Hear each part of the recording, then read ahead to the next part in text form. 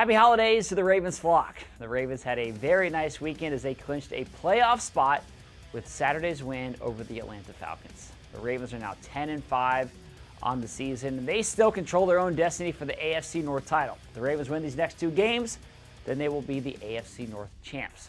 Now, this team is in a good spot in a lot of ways right now, especially with the way this defense is playing lights out. They have not given up more than 14 points in a game in over a month. And then on the offensive side, the Ravens' run game is rolling.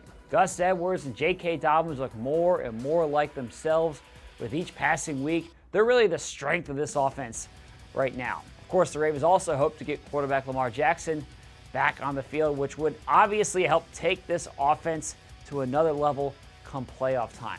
Now, the Ravens have the potential to be a team that gets hot at the right time of the season, and head coach John Harbaugh was asked about that today. Of course you feel that way. I don't think there's any team that's going to feel like they aren't capable of doing it. This is the National Football League, and we have a very good football team.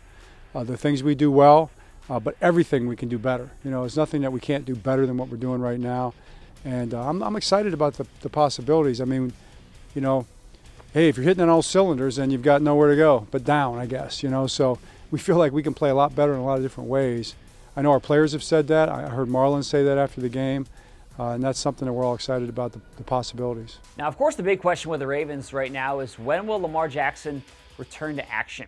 Harbaugh did not give anything away on that front, so we're just going to have to wait and see if Lamar is at practice on Wednesday as the Ravens prepare for this week's game against the Steelers. And speaking of that game against Pittsburgh, that is going to be a night game. It's been flexed to primetime for Sunday night football, so that's going to be a great night of football here in Baltimore.